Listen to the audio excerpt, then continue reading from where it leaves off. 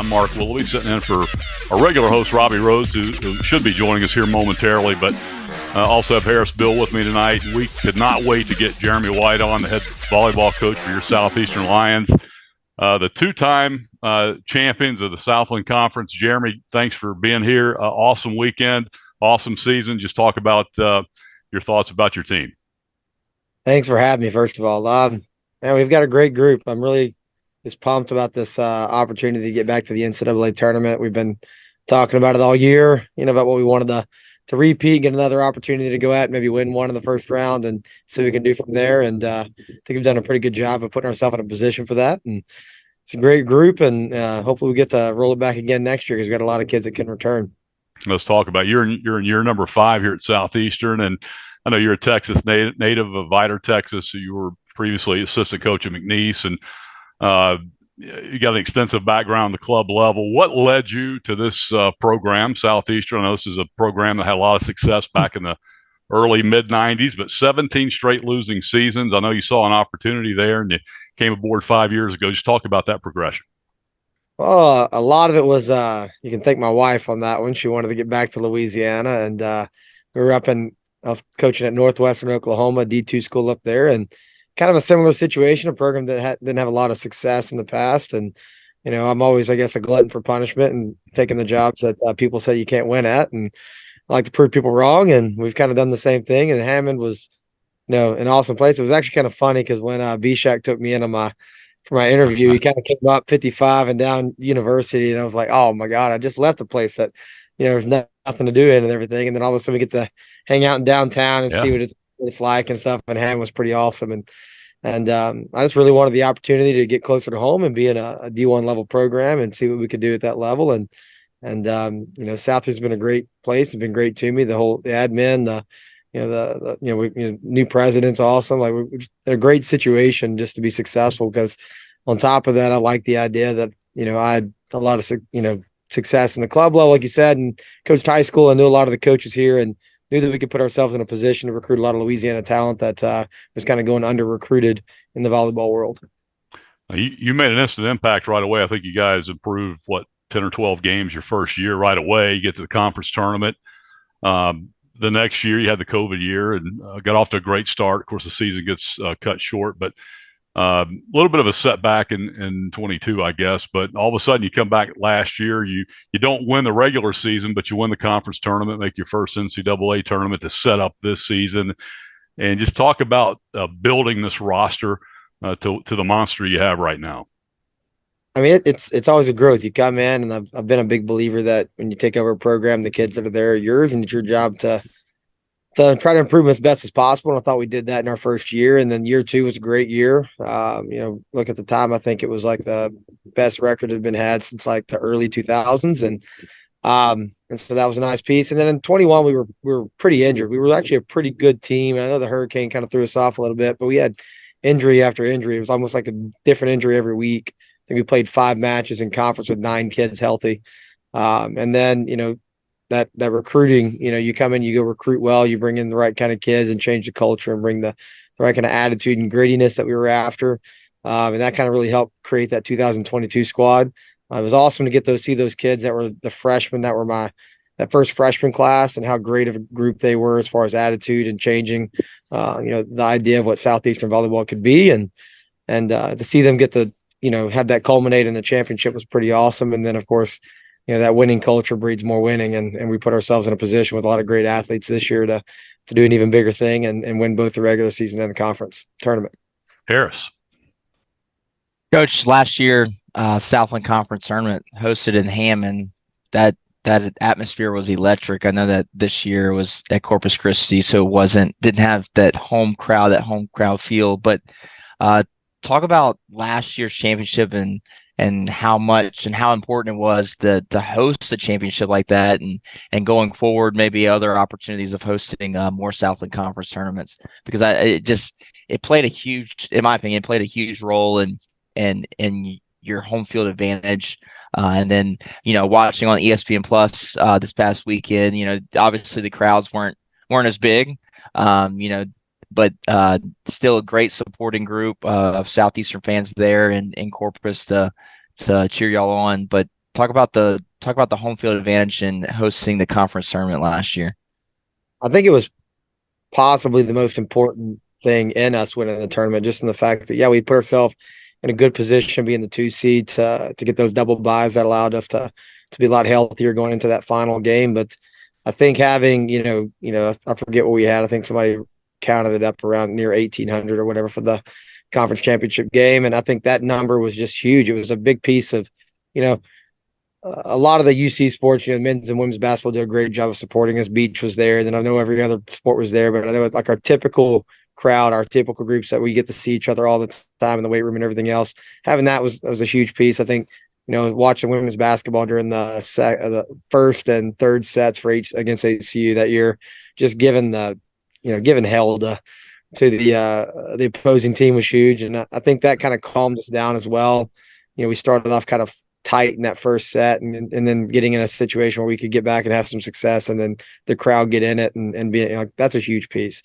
And I think that you mentioned the large crowd. We actually had I want to say we had a good 100 people or so in the crowd supporting Southeastern in Corpus. And that's probably the best thing about it is we travel so dang well. We have so many parents, but not even just parents. I know like we had recruits come in and watch out of the Houston area. We had kids come in from like other kids from my family, my wife's extended family and stuff came out and watched as well. We've grown a pretty good culture of fans and stuff around the the Hammond area, but also just throughout the state and throughout Texas as well, just with our outreach there. And so that was pretty nice. But I know for sure we're hosting again in 2024, which is pretty exciting. So we'll get it back in the November of next year, and then put ourselves in a chance to win it in the PRUC, and so hopefully we can make it a three-peat or something like that. We'll see, but it'd be nice to do that again in front of Hammond America. I swear, it's funny. I keep saying that being from Texas and everything so much bigger, quote unquote, in Texas and all this stuff, but to keep mentioning the Hammond America slogan, which is truly something that's kind of fun and inspiring for the community, because I think Hammond mixed with Southeastern is a huge deal. Absolutely. Well, Hammond America is just a unique place. I think, as you know that, and you've been here 5 years, and I think, and of course, I'm not from here originally. My wife's not from here originally. We've been here forever, pretty much our entire adult lives. But it's a place that just kind of sucks you in. It keeps you here, and it's growing, and it tends to grow on you. You talk about downtown. It's awesome and thriving, and Southeastern's a part of that. But let's talk about this volleyball team. You got off to early on, battle tested. You guys played a couple of Pac-10 teams: Washington, Cal. Played LSU early. UTEP was a very good program as well. You guys are battle tested out of the chute. Lost a couple of games, but battled a couple of Pac-10 teams very well. Then you beat LSU. It kind of showed what's possible with this program. Just talk about the early part of this season, how that set you up for a dominant conference run.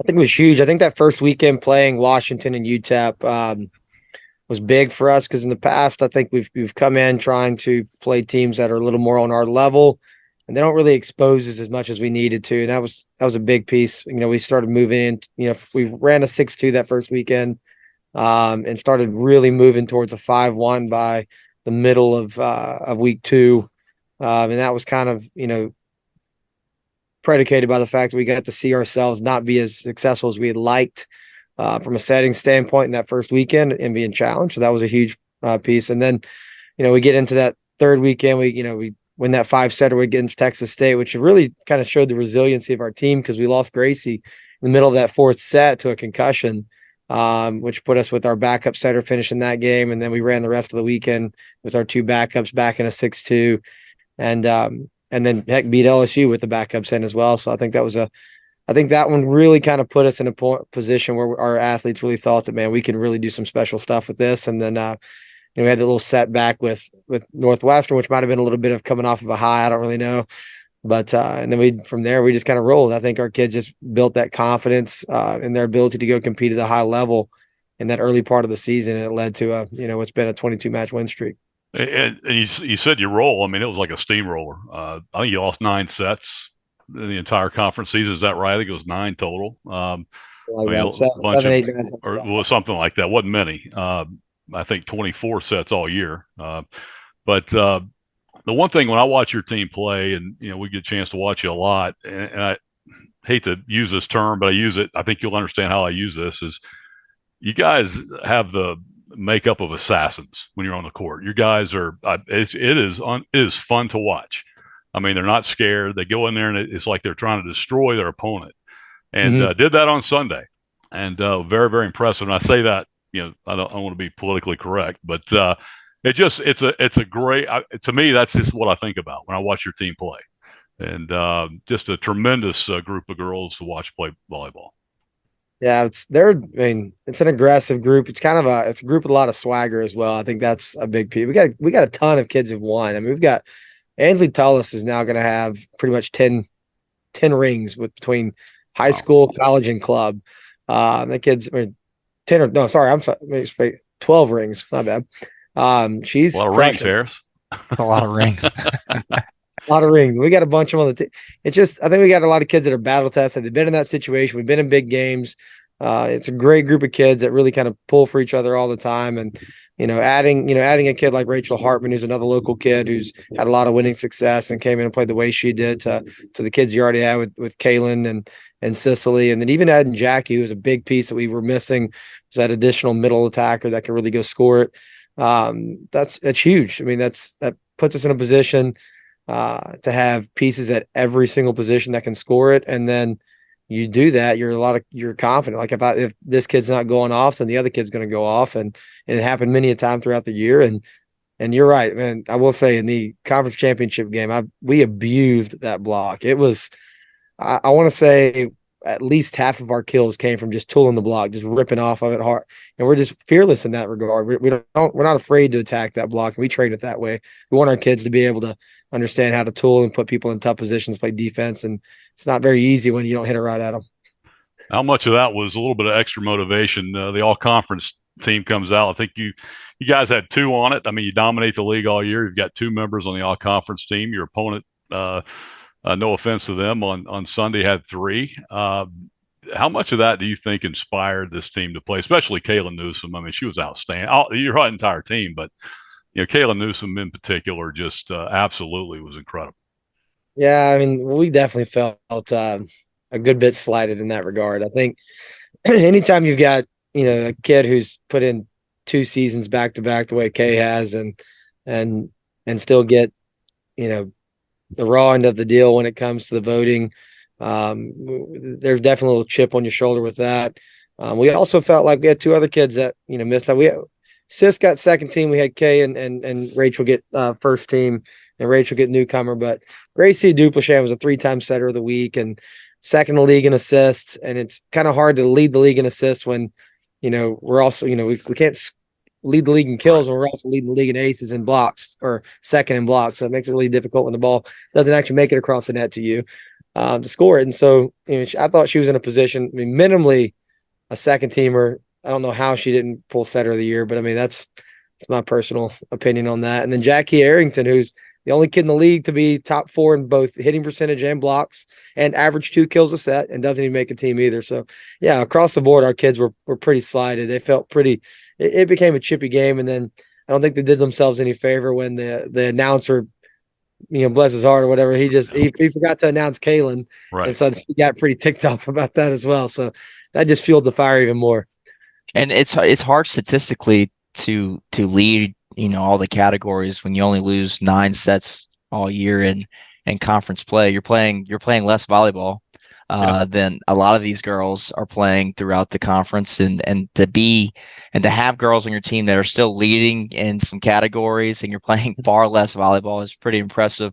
I think that goes to show the type of chemistry that you've created within your team. To go on a run like that, you have to have incredible team chemistry, as well as great coaching. And I think it's just a great combination of what you've built in Hammond and your brand of volleyball, taking over a team that was 1 win, and now back-to-back conference championships in 5 years. It's pretty remarkable.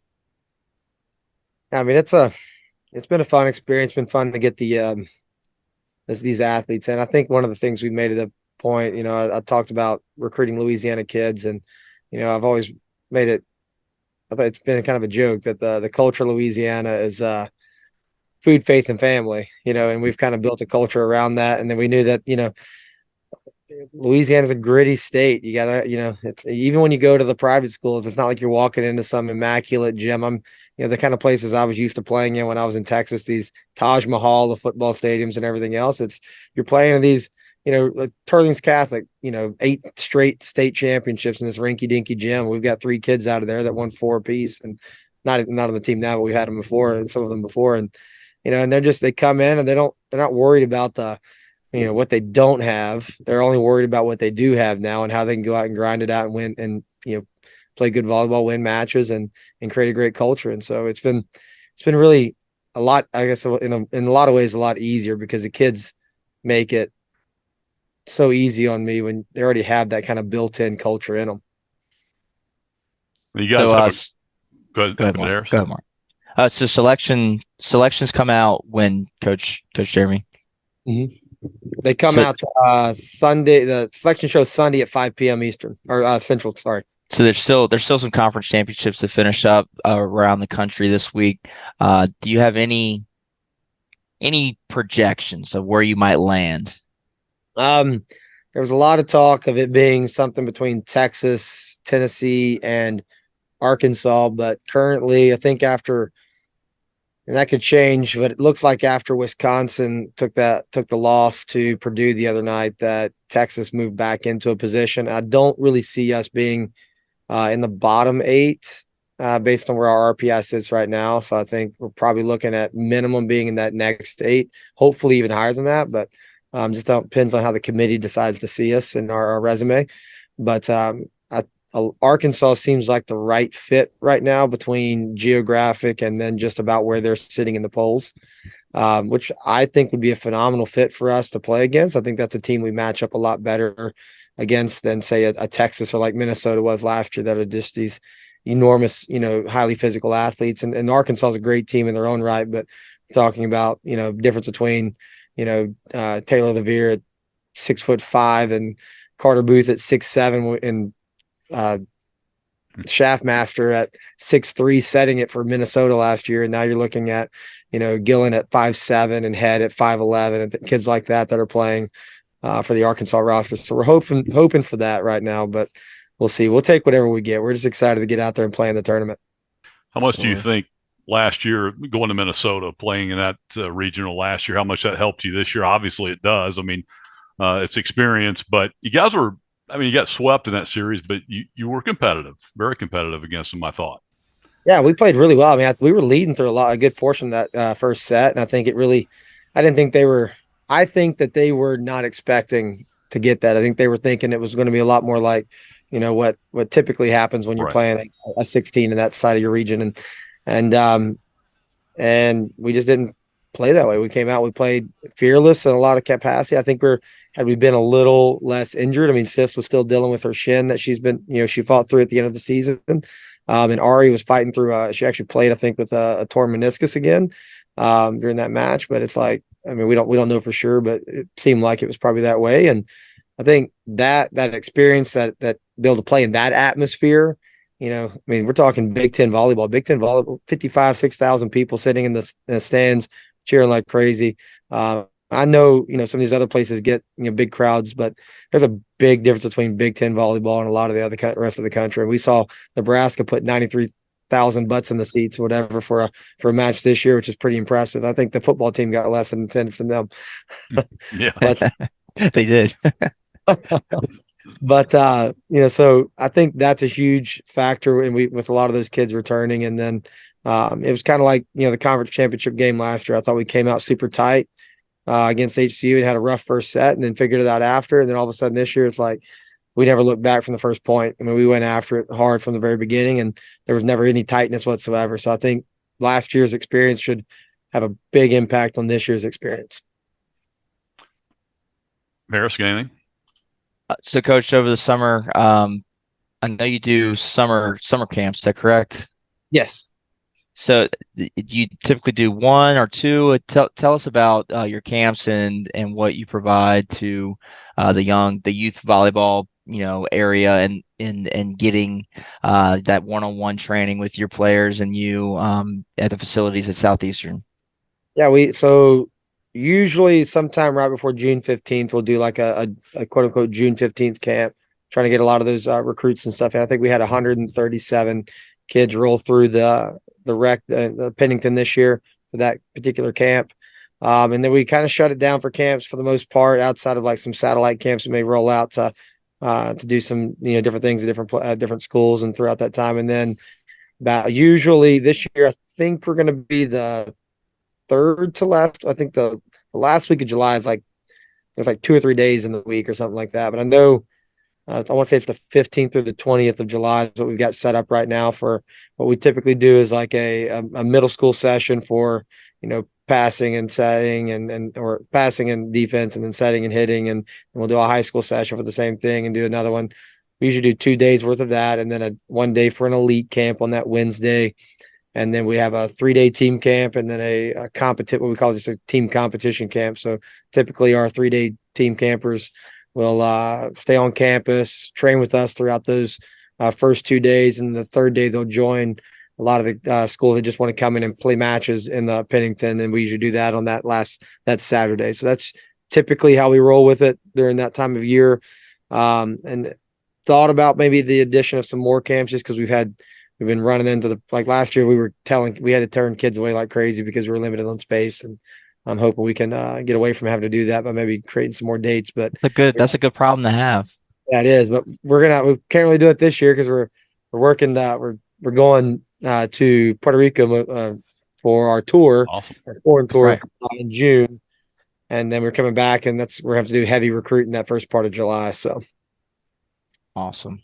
And one more thing, real quickly on recruiting, kind of recruiting aspect. Kayla Newsom, she was here, left, went in the portal, went to Wichita State, and comes back. That's unusual. Talk about that real quickly, if you would, and how's the portal? How's that impacted volleyball? I know it has, compared to the other sports. well, I think I've gotten that question about 30 times over the course There's of 31. But no, she the big piece was, I mean, we knew, I mean, that first year was a weird year, the COVID year. A lot of kids kind of figuring out, and the portal was rather fresh as far as being a big deal in the volleyball world. Her sister was graduating from Mizzou at the same time and looking to go play, and they were trying to maybe hook up and play together. And then also, I'll be honest, like that year was, I mean, even though we had a great season, we really didn't have a great, team culture, and I think that played a part in it. We had some animosity amongst the team, and we kind of made some big changes, and that was just kind of a piece of it. We never really lost that relationship with her. We made sure that, she was a good kid while we had her here. She had some things to learn and get better at. And I think, if I'm being honest, I think the year away kind of helped. I think just her realizing what she really wanted, and what she had here, and then the atmosphere she had as far as, the coaching staff and everything else, and the friends she had, and the opportunity to come back. We actually didn't have a scholarship for her at the time when she was first jumping on, and thought we weren't going to get her back. And then we had another kid decide that she really was going to step away. And so we jumped on the opportunity to get her back in and made it happen. And, rest is history. She's been a great kid and continues to grow as a person and become a better and better teammate all the time. And we've just really enjoyed having her, back, of course, as a player, but she's also a part of that swagger I was talking about. She's really helped a lot of other athletes learn that it's okay to, I will say this. I think a lot of the times we allow our male athletes to go out there and play with that Michael Jordan kind of attitude about stuff, Right. but sometimes we don't like it as much when a female does it. And I'll be honest with you, that kid's a dude when it comes to playing sports. She steps between the lines. She's an athlete, and I love every minute of it. And I think that's probably one of the reasons why she didn't get voted Player of the Year, because not everybody likes how she plays. But I don't care. We got the only trophy that matters, and that's the way I see it with that one. But as far as the portal overall, it's this NIL stuff is really kind of changing in the upper levels. But the weird thing I'm seeing is teams that are going heavy in the portal, they're just not having the success they thought they were going to have. It's usually teams that find a few good pieces to add in, but we already have a well-built culture. Wisconsin's kind of proving that right now because they keep adding to what they already had. But you look at a team like Penn State, who was expecting, they were looking at national championship, hopes and everything, but because they brought in all these transfers. But the reality is it didn't work out the way they wanted to, and those kids don't necessarily mesh as well as they think they need to. And they're still good. They're a top 20 team in the country, but it's not what you see Nebraska doing, who has one transfer on their entire roster right now and building through through their freshman class and just continue to work hard and recruiting in the grassroots level.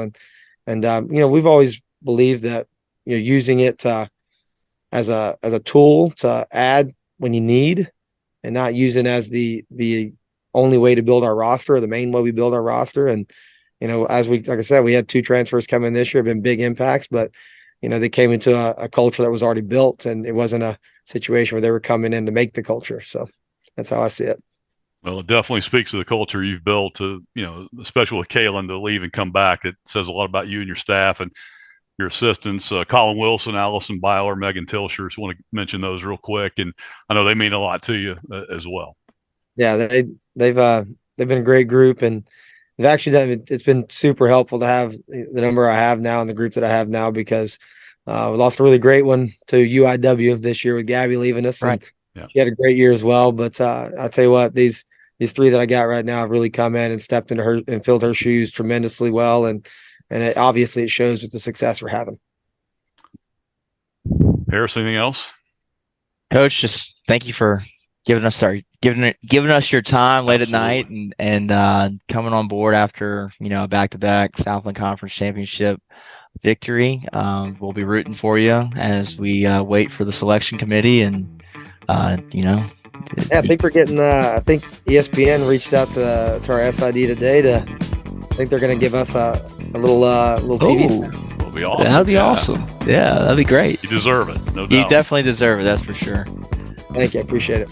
Well, Jeremy, we appreciate having you on. Wish we could have had you on earlier, but great run. Let's see it continue as you guys head on to the NCAA tournament and continue this meteoric rise in this volleyball program. Thank you, guys. Thanks for having me. Jeremy White, head volleyball coach for your Southeastern Lady Lions, getting set to head to the NCAA Regional back-to-back Southland Conference champions. We'll step away. We'll come back with more on the Southeastern Sports Network podcast. All right, welcome back after our break here on the Southeastern Sports Network podcast. I'm Robbie Rhodes, happy to be jumping in with the guys tonight. Mark Willoughby and Harris Beal had a chance to visit with Lion volleyball coach Jeremy White. Guys, I think it was awesome. What a turnaround. I'm sorry I wasn't able to be part of it, but man, that's a guy who's pretty impressive at this point in his career. Well, no question. Jeremy White, very impressive.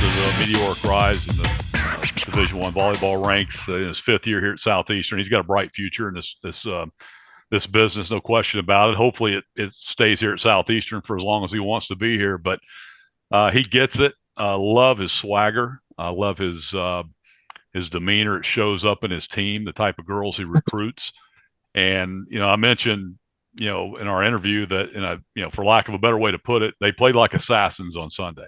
And, they just had that killer instinct, put Texas A&M Corpus Christi away. And they exude that from the head coach and obviously his staff. So a very impressive young man and a great hire by J.R. Teagues. And hopefully, again, he stays here as long as he wants to be in Hammond, America, because he's really built a program that's got a chance to sustain for the long term. Yeah, he took over a team that was pretty much irrelevant on campus, kind of forgotten about after coming off 1-win season. He comes in from Oklahoma, Northwest Oklahoma, and turns it around immediately, going from 1 win to 12 wins in his first year. And 4 years later, he's a conference champion. And then his 5th year, he goes back to back. So incredible resume. He's got a great supporting staff. And like Mark said, he's just an all around great guy, great personality, and you can definitely see how that can portray in his recruiting and the type of girls that he gets that come to Hammond America and want to play here, because to go on the run like they had, it takes a lot of team chemistry. I think that filters down from at the very top, from him all the way down to his team. So it's a great group of girls, and we're gonna find out Sunday where they'll be headed, which hopefully maybe somewhere geographically close so that a lot of Lion Nation can make the trip. Yeah, made the trip to Minnesota last year, which is not really economically friendly for most Lion fans. But hey, if you're in the Houston metro area, I mean, anywhere in Texas, anywhere in the SEC, you're Well, an SEC Fayetteville. school. Yeah, Yeah, I mean, Fayetteville will be a great. It's at 9 hours, but that'd be a great draw. absolutely. So hopefully a little better luck than having to go out to the Pacific Northwest, West Coast, Northeast, or Midwest like they did last year. Well, take some luck. We'll keep your eye on that, folks. A lot of excitement with volleyball as they prepare for Sunday to see where they're going to end up in the NCAA tournament for the second straight year. Your Southeastern Line volleyball team is your Southland Conference champions. Guys, I know you two were at the game Friday night.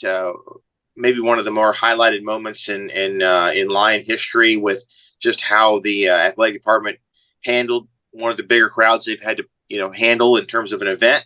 How they staged it, how they made it fan accessible, fan friendly. They took on the LSU fans that came in for the women's game, the Lion fans that were there. It made it just a great night. And I thought Coach Mulkey, I heard her comments after. It's a testament to Coach Kim and what she means to college women's basketball. She could have just said, "Nah, I'm not doing that. I'm not going to Hammond." She went to Hammond. She spoke highly of it. She was proud of Tangipahoa Parish. She was proud of Southeastern and what they kind of put on that Friday night. And I think she'll come back here in the future. And it's just she played on camp. I mean, essentially on campus. She played in what's now the softball indoor facility was her gym as a high school student. So she coached within 100 yards of where her high school gym was. So yeah, pretty cool.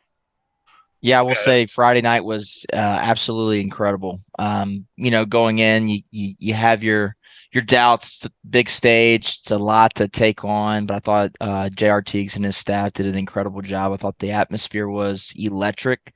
It was completely packed. I know that Mark had a chance to go up at the very top. He's got that great picture of just we're running this video right now. Yeah. So it was awesome how they set up the floor with like tables, and they had the concession stands, and it was just a well organized event that shows that Southeastern can host top level teams, big names, and then also do any type of event that you can think of. They have the staff and the capability to get it done and put on just an overall just great event. Yeah, I echo what Harris said. The game ops staff here at Southeastern, J.R. Teagues and his crew, Scotty Nunez, who runs the University Center, a fantastic job, no question about it. You sell 7,500 basically general admission seats. Obviously, you had the floor top cat seats that was sold out, but when you're putting over 7,000 people general admission into one arena like that, with limited parking that we have, it went off without a hitch. Harris and I got there, about an hour before Harris? It was probably 2/3 to 3/4 full at that point. And it was a party-like atmosphere on the floor. And I really believe the University Center has been sitting there for 42 years, 41 years. And it's only been full maybe a handful of times for, graduation and a couple of, Sweet 16 high school tournaments. But it's a different arena when it's full. It really is. It just takes on a different aura. I think the floor with the floor seating, Harris talked about the pub tables and, you had the beverages sold and all that. It just made for a great atmosphere on Friday night. And I was glad to be a part of it. It kind of checks a bucket list for me because I've always wanted to see a Southeastern event that was a packed house in the University Center, and it was great to see. So, the game didn't go quite like, we hoped, but I thought Ayla Gazarda's crew played well, especially the first half. It was 40-31 at halftime, and second half got away from them in the third quarter. That's kind of been the big issue for her team so far here early on. But Jim Pierre, second half, limited playing in the first half, didn't play yesterday's game. You're still waiting on Alexis Horn to come back. So I think it kind of caught up with them in the third quarter. LSU won by 23, but make no mistake, Southeastern represented very well on Friday night. There's no Yeah, I think. doubt. Oh, go ahead, Harris. Well, and just to kind of go back on the atmosphere, another thing that I thought was really awesome is that Southeastern did a great job setting up a pregame tailgate utilizing the new facilities at the Alumni Center, which is right across the parking lot. So they had the opportunity to really showcase the newly renovated outdoor area with the kitchen, and they had food catered, and it was just a great event. It was open for everyone, free for everyone to go to before the game, and then you make the quick little walk across the parking lot into the arena. So I thought that was awesome as well. And you just follow social media on Friday night. The women's basketball universe on social media was kind of gripped to Southeastern because of the Angel Reese news, and so a lot of that pub about LSU, you just saw it out there that people were talking about, LSU and Southeastern Louisiana that she wasn't playing. So I know a lot of fans probably wanted to see Angel on Friday night that haven't had a chance to. She didn't play, but it did get some headlines and some social media buzz. I got one other comment, Robbie and Harris. You can attest to this. We talk. Anytime you get a full house when LSU comes to town, your big concern is always, is this a novelty crowd there to see LSU, and is it going to be primarily purple and gold? That wasn't the case on Friday. It was at best 50-50. And I may have been. I think it was a pro Southeastern crowd. There was booze. There was an airball chant. I mean, it was appropriate. Cheers when Southeastern scored. I mean, it was a legitimate Southeastern crowd. A lot of green and gold in the University Center, and I think a lot of pride, a lot of Southeastern pride on hand on Friday. And I think you could just see that, people walking around with their chest out, chins up, smiles on their faces. To be able to host such an event. And I think I just can't say enough the job that Jay and his staff did to pull that off, and Ayla and with Kim Mulkey to make that happen. And again, I can't quit talking about it. It was just a phenomenal night. And look, basketball's kind of been hidden away over there on North Campus for, let's face it, the last 2 or 3 years. Just the attendance hasn't been great for men and women. I think women's kind of got a little bit of an uptick, obviously with everything going on, but the men's attendance hasn't been great. I would say in the last 2 or 3 years as compared to what it was 7, 8. I mean, no attendance at any mid-level athletic event is like it was 10, 15 years ago. But that was maybe like a re-energizing of the fan base. And, hey, that was fun. Let's come back. Yeah, you talk about the men. We'll talk about them more in particular here in a moment. But both programs have a chance to have really good seasons. We just talked to Jeremy White, 28-4 volleyball team that is extremely fun to watch. Those are 3 tenants in the University Center that I think Lion fans, are missing out. When you don't go to a volleyball game, when you don't go to a women's basketball game, when you don't go to a men's basketball game, it is very entertaining product. It lasts 2 hours or less. For a volleyball game and a basketball game, men's and women's, 2 hours max. And it's cheap, it's fan friendly, it's family friendly, and it's easy to get in and out. And I just think it's something we're missing out on as a fan base. We can't grow attendance in all 3 sports. And I think we saw what's possible on Friday night. It just, again, I think the future's bright if we can grasp that as a community and really start to turn out as a fan base. Guys, you mentioned the men's team, tough loss over the weekend to Santa Clara, a really good basketball program on the verge of the top 25. They're kind of playing in this Maui tournament right now, not Maui, the Crystal Coast deal. So, look, that was not what I expected. I thought it was going to be a game where kind of like, I don't want to bring up BYU too much because it wasn't, very competitive, but you thought you're going to see a replay of that, but the Lions played well. They defended well. They made some shots, and they lost by 2. Played them close. Had a chance at the end. Bucket didn't go down, but they played really well. Well, BYU was in Santa Clara's conference last year. They moved to the Big 12 this year, and Santa Clara beat BYU twice last year. So Santa Clara is a good basketball team. They went into the portal heavy, a couple of 7-footers. Now they have a starter from University of Virginia. It's a 7'1" guy, a 7-footer. Tully, the big German, was the guy who beat them the other night. But Southeastern had a tough one on Wednesday at BYU, and I think a lot of that was altitude, travel. Just BYU made shots, got away from Southeastern. It was a blowout loss, but they turn around a couple of days later, go to Santa Clara, California, and they're ready to play. And fell behind 9-0, but chipped away, took a 10-point lead at halftime, and it was back and forth in the second half. Southeastern had chances to win in the end, missed a couple of shots at point-blank range, couldn't get them to fall, but showed why they were picked to win the Southland Conference. If you can go into Santa Clara, home of Steve Nash, Hall of Fame basketball player who played there, and they got a couple of guys in the NBA now.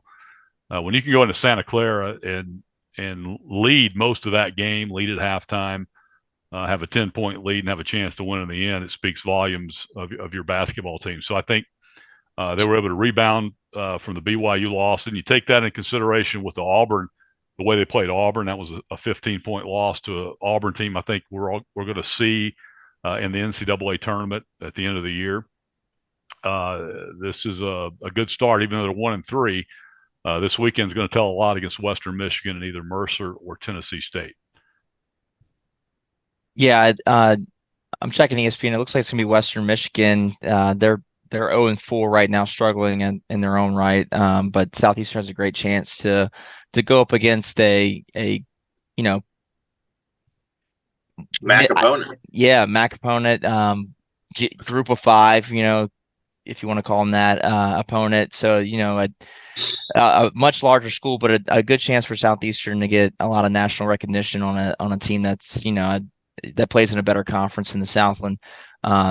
They're struggling. I'm not sure how. I haven't really watched any film on them. See better how than their record. They're better than their record. They're like 4 close losses to pretty good programs, but it's going to be an even matchup. One's going to come down to who shoots the ball, rebounds, and the typical things that wins and lose basketball games.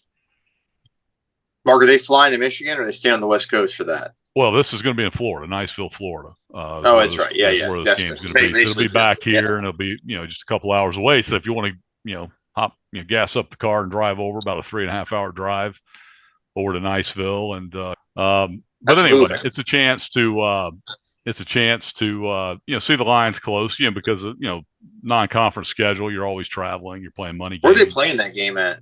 It's at Fort. I think that's at Northwest Florida, I believe, is where. Okay, at the school. Yeah, gotcha. University of Northwest Florida, yeah, which is a junior college. But it's a good event. It's several years old, and they'll bring in teams from all over. I think there's some Power 5 teams in Oregon. I think maybe a couple others, and I'm not sure Southeastern won't be playing that pod, but nice tournament. Absolutely. All right, guys. We'll keep an eye on basketball as we go, and much more in this pod about basketball over the course of the next few months. But football finishes off kind of a dismal season, 8-3, 3-4 in the Southland Conference. Disappointing season. But the thing that really disappoints me the most is hey, maybe you didn't make the playoffs or you didn't win the league, but if you would have gone 6-5 this season and not made the playoffs and not won the league, I'd have been like, hey, look, it was a tough non-conference schedule, but you went 6-1 in the Southland Conference. This team went 3-4 in the worst league I've ever seen Southland Conference-wise in recent history. Probably one of the worst leagues in the country in FCS football right now. Their only win their 3 wins came against teams with a combined total wins of 1. And that was Texas A&M Commerce, who beat McNeese. McNeese had no wins. Northwestern has no wins. 3-4 in that league is a tough pill to swallow. Not very good. Yeah, I mean, it is what it is. I think the Southland was, by my back of the envelope math, 3-15 and against FCS competition outside the conference this year, which is not very good. And I think one of those was over a winless Northern Colorado team. UIW beat them, and it just wasn't good. And there's no way to sugarcoat it. And that's why UIW is sitting at home. We'll put it point blank. I mean, they went 9-2, but quite honestly, or 8-2, but 9-2 overall. But they had the forfeit win over Northwestern State. So 8-2. In the NCAA's mind, they're 8-2. Right? Yeah, 8-2. But I mean, 8-2, 9-2, whatever. But regardless, They would have beat Northwestern. It's 7-1 against FCS competition. They lost to Nicholls State, but they weren't all that impressive in the games they did win, and lost to a bad UTEP team who was FBS. They can never, an FBS loss is never And their bad. their eighth win was a Division II school, or an NAI, I think, or NAI, wasn't even Division II. So they don't get in the playoffs at 8-2 or 9-2, whatever you want to call it. And I know their fans weren't very happy, but it's hard to argue. McNeese sent home at 9-2 back in 2017 when they lost to Nicholls State on the first week. We were there. I can remember saying vividly when they lost, Nicholls State won a walk-off kickoff or walk-off field goal, and I think I said at the time they're not going to make playoffs. If they lose a conference game, they're out. And sure enough, they lost, and Sam Houston beat them, and they went 9-2, and they were out because their strength of schedule wasn't good enough with a non-D1 win on top of it. So Southland's got some soul searching to do, no question about it, and obviously Southeastern does too. And you got the portal situation about to open up. Who knows what's going to happen there? How many players Southeastern's going to get back or retain or lose? And they've got to get better at a lot of positions that I think underachieved this year. And the coaching staff knows that, and they're hard at work at it. And I think they're doing a real good job in recruiting right now, with the commitments that they have secured. But you really don't know what you got to replace until you find out who's going in the portal. I think that's one of the big problems is, it could be into the spring and you can consistently lose guys, and you have that portal window in the spring where you can lose more up into May. So, it's going to be a tough situation. But, the River Bell Classic, Southeastern lost a tough one, 21-16, a game they had a chance to win. Ended up settling for 5 field goal attempts, made 3, had one doink the upright, hooked another, had the football in the red zone several times, couldn't punch it in the end zone. And again, it just goes back to inconsistent quarterback play and ability to throw the football on Friday. And but that's not to take away from a great effort by this Lion football team. I thought they went out and played hard. The seniors played hard. It wasn't for lack of trying, I can tell you that. Yeah, to lose 5 games by one score is kind of a tough pill to swallow. Especially, I know we talked about this league being down and everything like that, but I mean, you take those 5 scores in Southeastern's, waiting to see, or this weekend where they're going to end up in the selection committee, and they win the conference. This Nicholls team that won the conference might be the worst conference championship I've ever seen in my life in terms of Southland champions. It wasn't like just Southeastern. It wasn't just Southeastern being down. The whole league was down, and I know that doesn't make you feel any better at the end of the day, because obviously Coach Selfo has set a standard of what he expects, to compete for conference championships, to compete and be in the playoffs each year. But he's done a great job. It's a downfall year, but you learn from it, you overcome it, and then you recruit and you get better. And like Mark said, you find the missing pieces, and you just get back to work and get ready for next year. UIW goes 6-1 in this league, and if this is the same UIW team thrown in the Southland Conference in 2013, 2016, something like that, they're probably like a 3-4 team. Saying they're not very good. Southeastern's probably a 1-16. Going back in those years. The bottom line is the bottom 4. We said the whole league is down. I would say Lamar's marginally better. They are. Better coached, I think. I don't know if they're as athletic. Baptist. Yeah, and Houston Baptist is better. So I think they're better. I think what's happened is the top has fallen. I think McNeese cratered, obviously, and then Texas A&M Commerce was a much better football team last year. They had a coaching change as well. And then, of course, you had the situation at Northwestern State, which, that's obviously out of their hands. But, the bottom of this league, the bottom 4 teams combined to win 4 games. I mean, that's, that just can't happen, and for a league to be, especially in an 8-team league, it's just tough for an 8-team league to have half your league, combined to win 4 games total. It's just not a good sign. And that kind of trends to the next level, the Southland Conference. I think the league has major crisis on its hands football wise. We've talked about that. I think basketball could be a pretty good bright spot so far in how the league's played in baseball.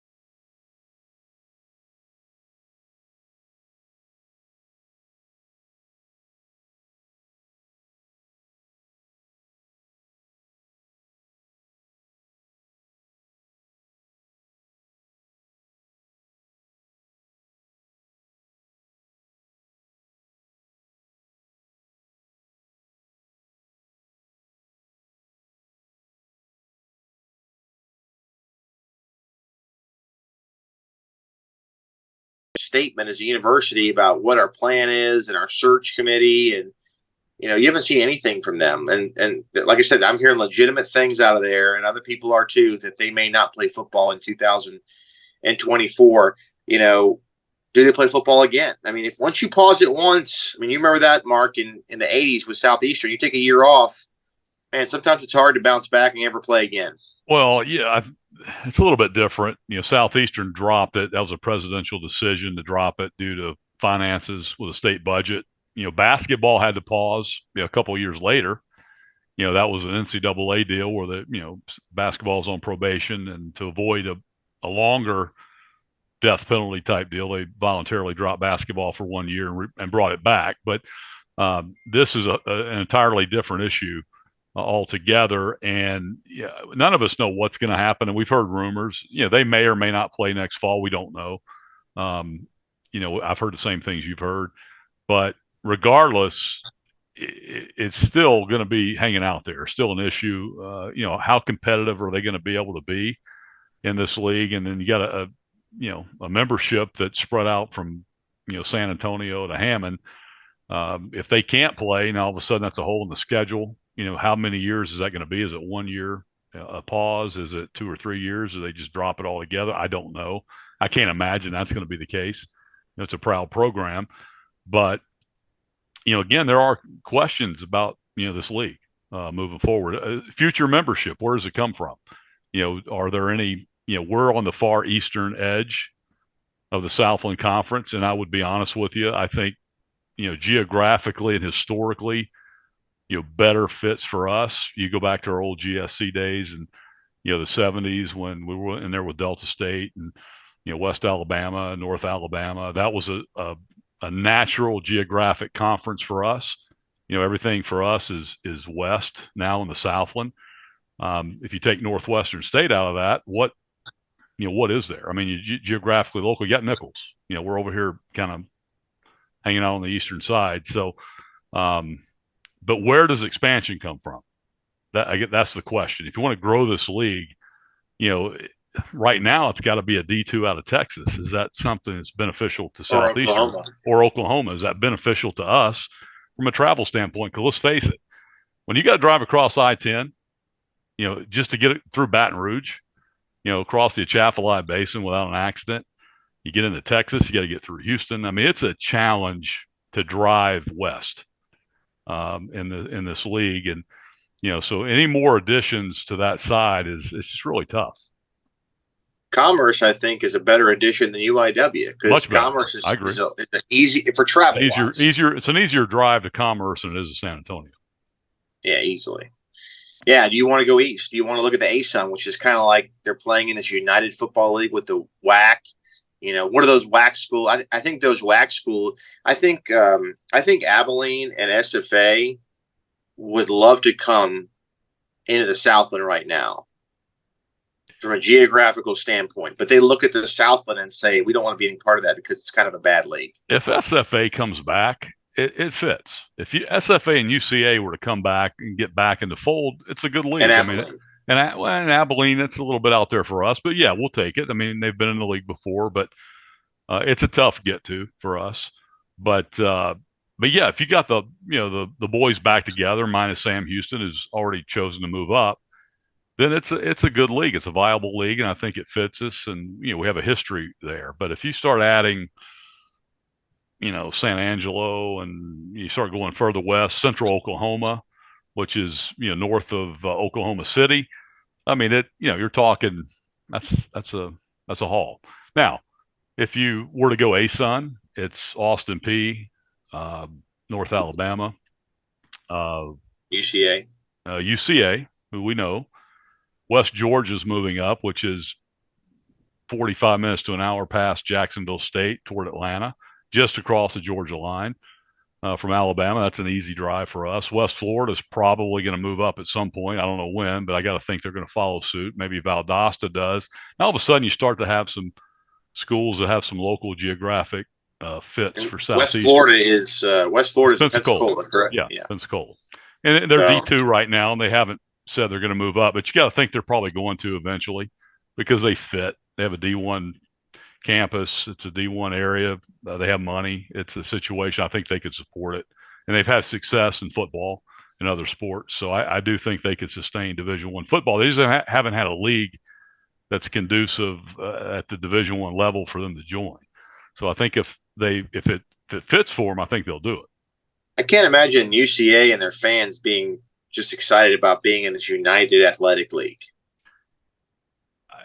I mean, right now that's for football. I mean, but they're in the ASUN for other sports. I know, but I think they'd love to be just part of a league, football, basketball, everything together. Yeah, I mean, I'd love to get them back in Southland if they would come back. I'd love to get SFA back, but again, I think that's a ship that sailed, and they haven't shown any indication. Now, we'll say this: Chris Grant, the new commissioner of the Southland Conference, I think he's outstanding. I think the league office, as it's constituted now, is outstanding. I think they do a great job marketing. I think they have put the best face they can on this league, and are trying to grow it. They're trying to keep it stable and trying to find the right type of membership to grow. So I do think we're in good hands as far as leadership goes. It's just right now it's just a tough spot. Yeah, that's it. And Harris, your thoughts? Yeah, I've been a big fan of the ASUN since they created their conference. I think not only does it fit for football, but that would be a great hoops league as well. I think the baseball would be competitive.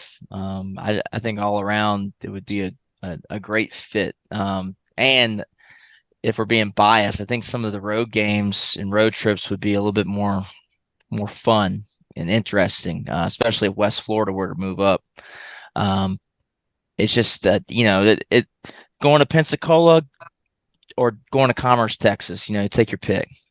Well, travel, it's a lot easier to drive north and east from Hammond than it is west. It just is. I mean, it's easier to get. Now, you drive to Dallas, that wasn't too bad, obviously, but anytime you got to go across I-10, you got to get through, Baton Rouge, Lake Charles, Lafayette, Lake Charles, Beaumont, Houston. It's a tough drive.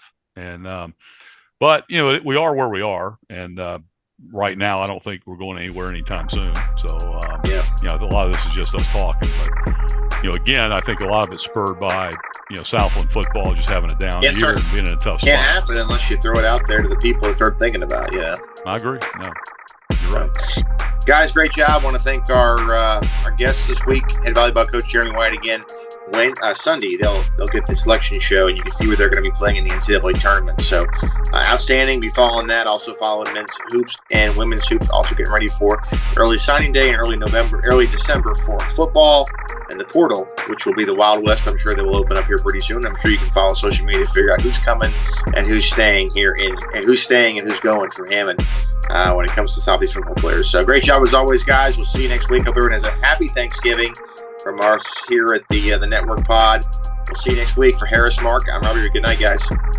Where's Alan? Did he quit? Line up in peace. Line up.